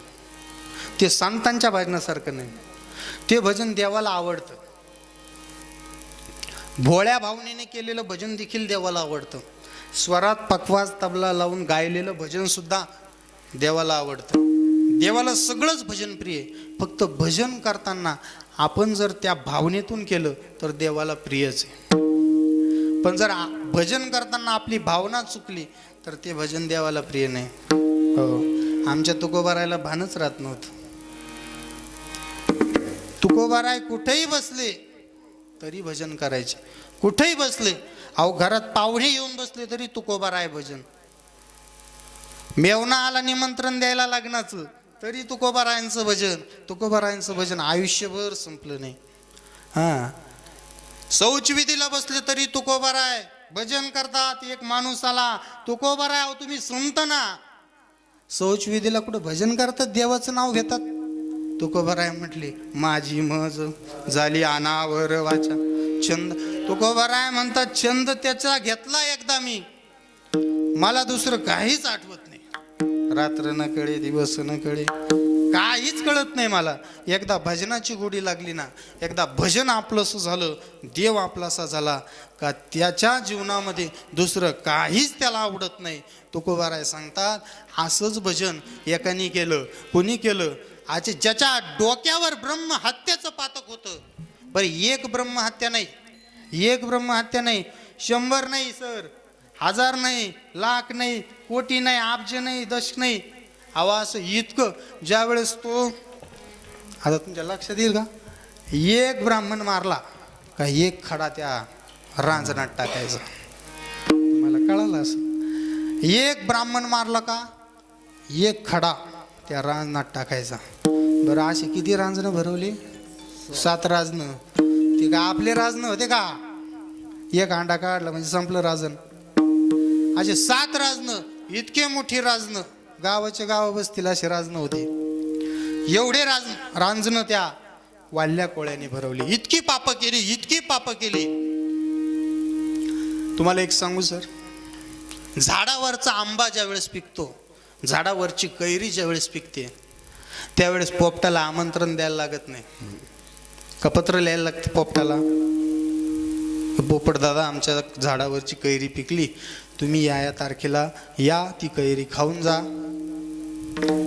पत्र लिहायला लागतं, फोन करावं लागतं, ईमेल पाठवायला लागतो. नाही, तो पोपट आपाप येतो. बरं सगळी कैरी खातो का? नाही, जेवढं पिकलं तेवढंच खातो. जसं कैरी पिकल्यानंतर पोपटाला सांगावं लागत नाही का आंब्याची कैरी पिकली, आता तू खायला ये. तसं ज्या वेळेस साधूची भेट जीवनात होणार असेल, साधूची भेट ज्या वेळेस जीवनात होणार असेल, तर त्या साधूला सांगावं लागत नाही का खळ कोण आणि खळाची भेट घेतल्यानंतर त्याचा उद्धार कसा करायचा हे सांगावं लागत नाही. महाराज,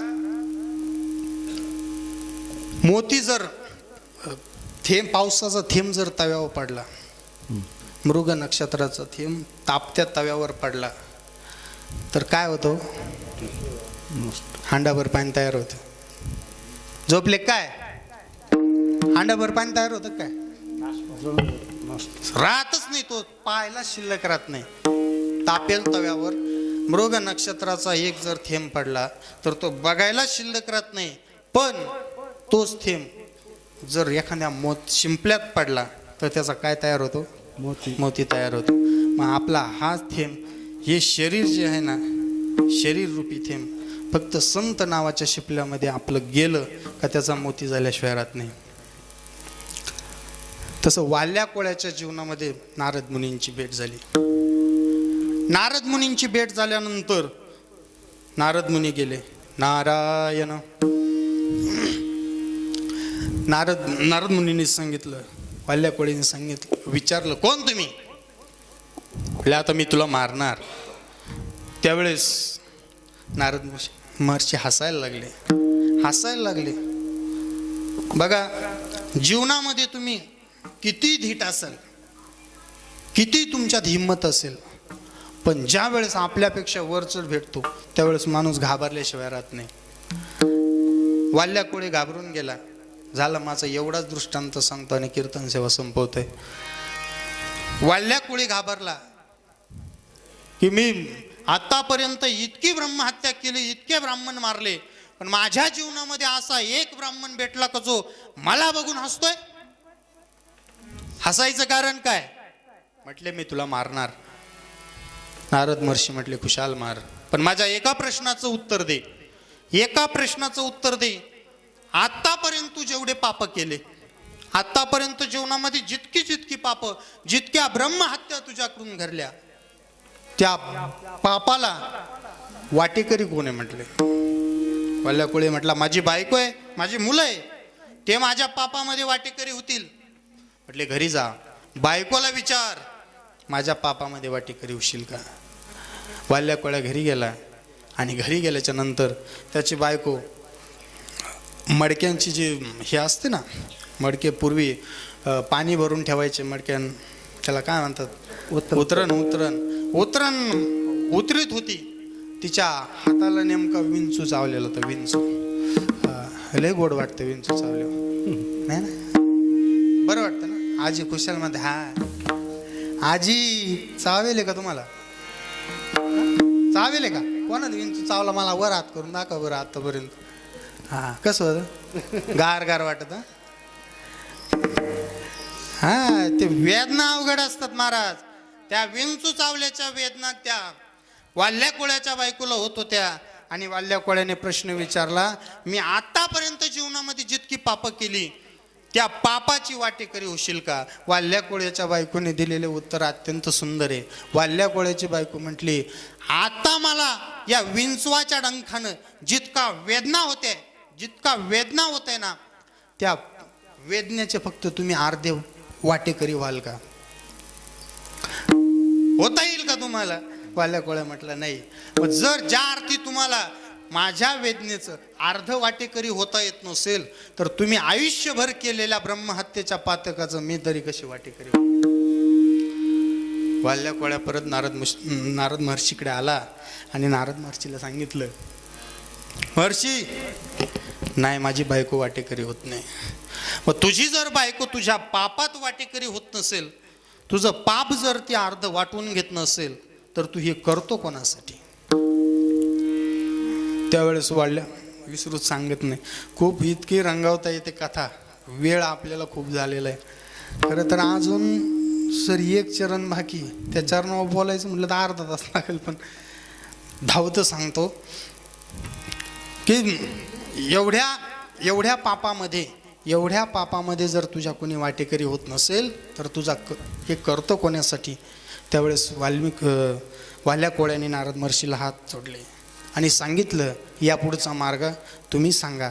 त्यावेळेस नारद मुनींनी सांगितलं, तू रामनामाचा जप कर, रामनामाचा जप कर, आणि रामनामाचा जप केल्यानंतर त्याचा फायदा काय होईल? तर वाल्या कोळ्या रामनामाचा जप करायला लागला. त्याला राम इतकं पाप होतं, अपार पाप होतं. तुकोबारायांच्या भाषेत अपार पाप होतं. त्याला राम सुद्धा म्हणता येत नव्हतं सर, राम सुद्धा म्हणता येत नव्हतं. पण तो मरा म्हणायचा, मरा म्हटलं तरी रामच होतो. आपल्याला राम म्हणता येत नसेल तर मरा तरी म्हणा, पण म्हणा. मरा म्हणायचा. मरा म्हटलं की त्याचं उलट काय होतं? राम होतं. हां, मरा म्हणायचा. मरा म्हणता राम म्हणायला लागला. आणि त्या साधनेची ताकद इतकी झाली, भजनाची ताकद इतकी झाली का त्या वाल्या कोळ्याने राम जन्माला यायच्या आधी जे रामायण लिहिलं, आणि ते रामायण लिहिल्यानंतर राम ज्या वेळेस जन्माला आले आणि ते लिहिलेलं रामायणाप्रमाणे रामाला वागावं लागलं, ही वाल्या कोळ्याची ताकद आहे. केले रामायण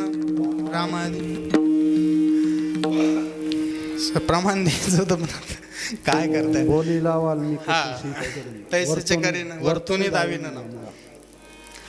प्रमाण सगळे भरपूर प्रमाण आहे त्याला. आता काय, वेळ खूप झाला, वेळेमुळं दुसरं काही नाही.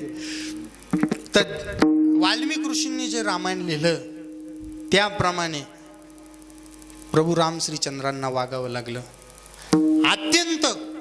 अत्यंत दुराचारी माणूस, अत्यंत ब्रह्महत्या करणारा माणूस, अपार ब्रह्महत्या करणारा माणूस देखील तो वंदनीय ठरला. इतका निंदनीय असणारा माणूस देखील वंदनीय ठरला. त्याचं कारण फक्त त्याने जीवनात रामनामाचा अंगीकार केला, आणि त्याचं कारण तो वंदनीय ठरला. अभंगाचं तिसरं चरण. ब्रह्मचर्याची बात के अपार, ब्रह्मचर्याची बात के अपार, ब्रह्महत्याची बात के अपार, ब्रह्महत्याची बात के अपार, ब्रह्मचर्याची बात के अपार,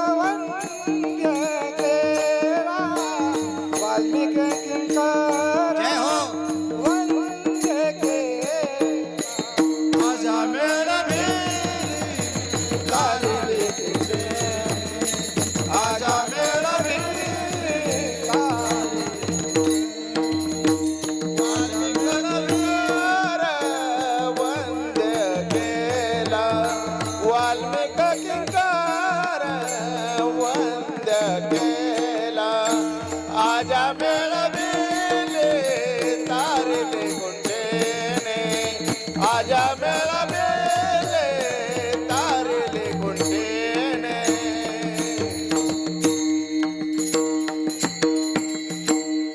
अत्यंत निंदनीय असणारा वाल्याचा वाल्मिक ऋषी झाला. ही भजनाची ताकद आहे. तुकोबाराय शेवटी म्हणतात, तुका म्हणे येथे भजन प्रमाण. तुकोबाराय म्हणतात ही भजनाची ताकद आहे. आपला किती मोठेपणा असला तो मोठेपणा आपल्या काही कामाचा नाही. एक जाता जाता सांगून जाईल, भजन करण्याची ताकद आणि भजन करण्याची क्षमता त्यावेळेसच येते ज्यावेळेस आपलं लक्ष, आपला नेत्र कटाक्ष फक्त भगवंताच्या चरणाजवळ असतो. देवे चरणी ठेवा भाव. आपला भाव, आपलं नेत्र कटाक्ष ज्यावेळेस भगवान परमात्म्याच्या चरणाजवळ असतो त्यावेळेस आपल्याला ती भजनाची ताकद मिळत असते. ती भजनाची गोडी आपल्याला निर्माण होत असते. म्हणून आपल्या जीवनामध्ये भजनाची गोडी निर्माण व्हावी, आपल्या जीवनामध्ये भजनाचा अंगीकार व्हावा, आपल्या जीवनामध्ये भजन आवडायला लागावं, यासाठी आपला मोठेपणा आपण सांडला पाहिजे. आपण बाजूला केला पाहिजे आपला मोठेपणा. आपल्याकडे इतका मोठेपणा दाखवण्याची पद्धती, इतका मोठेपणा दाखवतात का त्या मोठेपणाला मी बोलतच नाही. आता जाऊ द्या, त्या मोठेपणाला सीमाच नाही. हे नैमित्तिक कीर्तन असल्यामुळं मी काही बऱ्याचशा गोष्टी टाळल्या बोलायच्या. नाहीतर मी भरपूर विनोदाने सांगत असतो, परंतु आता नैमित्तिक कीर्तनात बोलता येत नाही. आपला मोठेपणा आपण ज्यावेळेस बाजूला ठेवतो, तुकोबाराय सांगतात, ज्यावेळेस भजनाचा आपण अंगीकार करतो आणि भजन आपल्या जीवनामध्ये ज्यावेळेस येतं त्यावेळेस आपल्या जीवनाची यरदार संपते, जन्म मरणाची व्यथा संपते आणि आपलं जीवन साधूसारखं फुलल्याशिवाय राहत नाही. तुकोबाराय सांगतात, ज्याचा भगवान परमात्म्याने अंगीकार केला तो कितीही निंदनीय असला. माझ्या अभंगामध्ये मला फक्त 2 शब्द महत्त्वाचे, निंदनीय आणि वंदनीय. प्रत्येक वेळेस माझ्या तोंडातून 2 शब्द निघाले, निंदनीय आणि वंदनीय. या अभंगामध्ये 2 शब्द महत्त्वाचे. तुम्हाला सरळ भाव सांगतो त्याचा. अंगीकार त्याचा केला नारायणे. बोला ना, पाठ झाला का अभंग? नाही झाला? अंगीकार ज्याचा केला नारायणे, निंद्यतेही तेने वंदे केले. निंद्यतेही तेने वंदे केले. कोणत्या निंदनीय लोकांना वंदे केलं ऐका. आजामेळ भिल्ली तारिली कुंटनी, प्रत्यक्ष पुराणे वंद केले. प्रत्यक्ष पुराणामध्ये ज्यांचं नाव आलं, पुराणामध्ये नाव येणं म्हणजे सोपं नाही. ते का देशदूत पेपरात नाव येणं कालच्या सारखी कृष्णा महाराज बैरागी यांचं कीर्तन होईल, देशदूत पेपरात बातमी येण्यासारखं आहे काय? अहो, पुराणात नाव आलं म्हणजे अख्ख्या विश्वामध्ये त्याचं नाव गेलं. अशी वंदनीय लोक तुकोबाराय सांगतात, ब्रह्महत्या राशी पातके अपार, निंदतेही तेने वंदे केले. आजामेळ भिल्ली तारिली कुंटनी, निंदतेही तेने वंदे केले. तुका म्हणे येथे भजन प्रमाण, निंदतेही तेने वंदे केले. अशा सगळ्या लोकांना जे निंदनीय होते ते तुकोबाराय सांगतात त्यांना वंदे केलं. याचं कारण त्यांनी जीवनामध्ये फक्त आणि फक्त भजनाचा अंगीकार केला, मोठेपणा बाजूला ठेवला. म्हणून निंदनीय असणारे लोक वंदनीय झाले. आज आपण त्यांची पूजा करतो, आज त्यांचं नामस्मरण करतो, काकडा समाप्तीच्या दिवशी त्यांचं भजन करतो. त्याचं कारण त्यांच्या जीवनामध्ये भजन आणि भजनच होतं. मग तुम्ही म्हणाल ते भजन कसं करायचं सांगतो, हात वर करा. विठोबा रखुमा,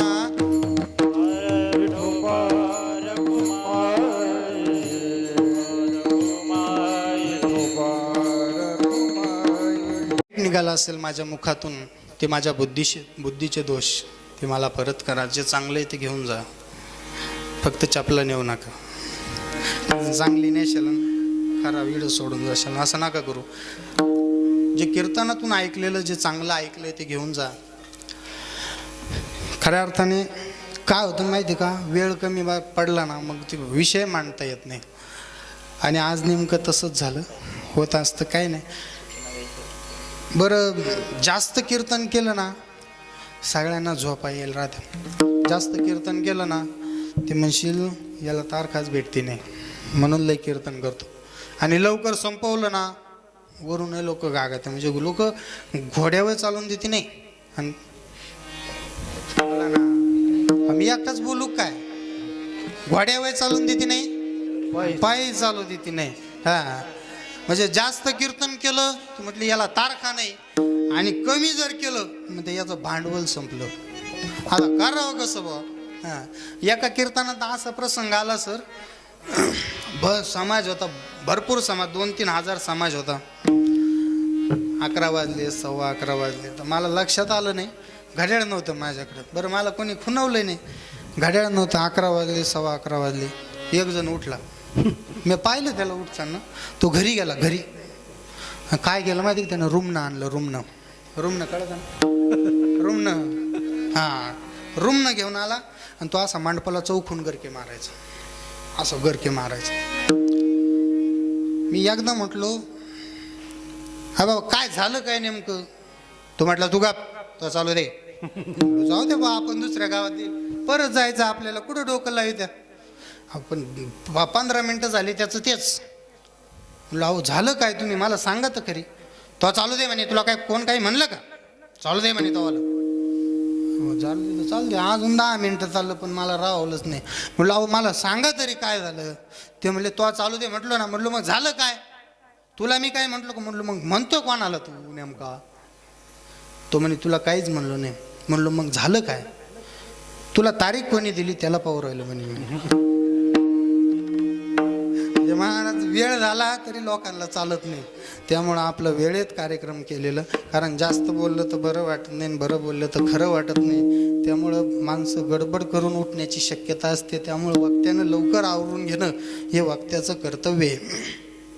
त्यामुळं झालेली सेवा भगवान परमात्म्याच्या सद्गुरू जोग महाराजांच्या चरणी अर्पण करतो. ज्यांच्यामुळे या सेवेचा योग आला, तुम्हा मायबापांचं दर्शन झालं, पुण्य असावं लागतं. कुडी कन्या पुत्र होती जे सात्विक, तयाचा हरिक वाटे देवा. सात्विक लागतं. एक सात्विक पुत्र, एक सात्विक कन्या जन्माला यायला 7 पिढ्यांचं पुण्य लागतं. सर, तुमच्या जीवनामध्ये काहीतरी पुण्य असेल, दोघांच्या जीवनामध्ये पहिलं पुण्य असेल का तुमच्या घरात सात्विक रत्न जन्माला आला, सात्विक पुत्र जन्माला आला. खऱ्या अर्थाने फक्त टिकवा. परमार्थ तुम्ही आतापर्यंत जसा टिकवला तसं त्यालाही टिकवायला शिकवा. आणि आपण आपल्या प्रत्येकाच्या घरात परमार्थ टिकवा. परमार्थ टिकला तर धर्म टिकेल, आणि धर्म टिकला तर आपण टिकू. त्यामुळं आता धर्मावर बरंच बोलत असतो मी, मला वेळ नसल्यामुळं काहीच बोलत नाही. आपला धर्म टिकवा, आपला परमार्थ टिकवा, मुलांवर योग्य संस्कार करा. आपला पवित्र ग्रंथ कोणता आहे तेच मुलांना समजून सांगा. ज्ञानेश्वरी समजून सांगा, गीता समजून सांगा, भागवत समजून सांगा.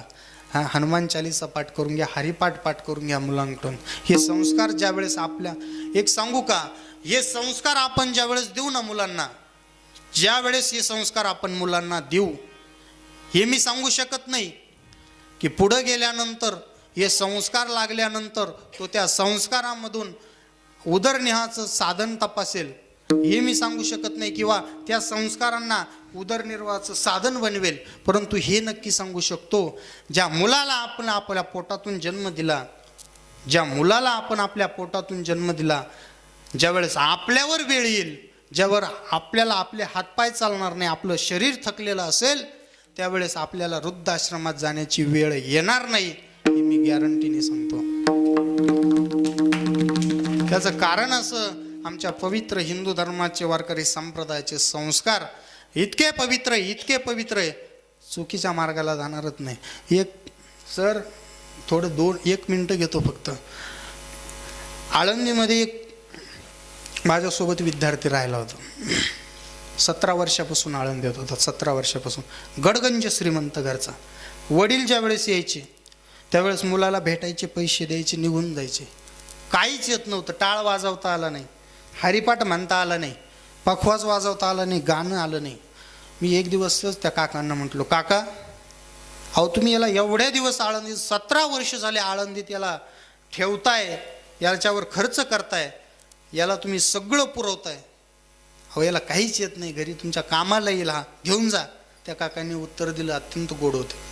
म्हटले महाराज माझे लाखो रुपये गेले तरी चालतील, कोटी रुपये गेले तरी चालतील, एकुलता एक माझा मुलगा आहे, गडगंज श्रीमंती माझ्याकडे, 7 पिढ्या बसून खातील एवढी श्रीमंती, परंतु एक मला निश्चित माहिती आहे, जी माझी गडगंज श्रीमंती आहे, हा मुलगा माऊलींच्या सानिध्यात राहिल्यानंतर, माऊलींचा सहवास त्याला लाभल्यानंतर, ज्यावेळेस याच्या मनाला वाटेल याचं लग्न होईल, त्यावेळेस ज्यावेळेस घरी येईल, त्यावेळेस आम्ही म्हातारे झालेलो असू, त्यावेळेस या इस्टेटीचा 1 रुपयाला सुद्धा धक्का लागणार नाही आणि आमचा सांभाळ मरेपर्यंत झाल्याशिवाय राहणार नाही, यासाठी फक्त आम्ही याला इथं ठेवलं.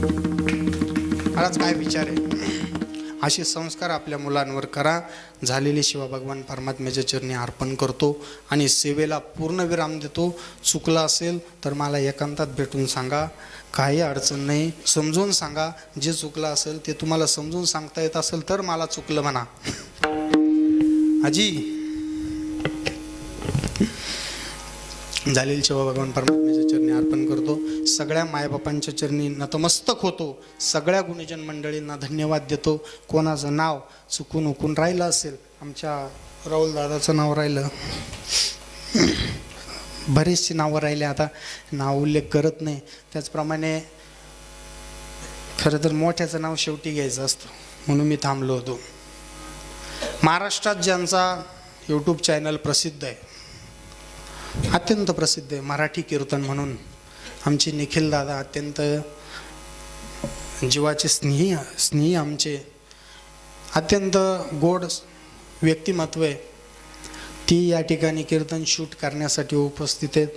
त्यांच्याही चॅनलला मराठी कीर्तन नाव टाका. त्या चॅनलला हे कीर्तन आपल्याला नक्की पाहायला भेटेल. आजी पाहायला भेटेल, झोपलेली आजी पाहायला भेटेल, बाबा पाहायला भेटतील, सगळेच पाहायला भेटतील. आपल्याला परत पाहायला भेटू, परत हे कीर्तन ऐकता येईल. त्यांच्या यूट्यूब चॅनलला नक्की भेट द्या. सबस्क्राईब करा, बेल आयकॉन दाबा आणि लाईक करा. बरोबर ना? अजून काय राहिलं? करायला नक्की विसरू नका. तुमच्या मायबापा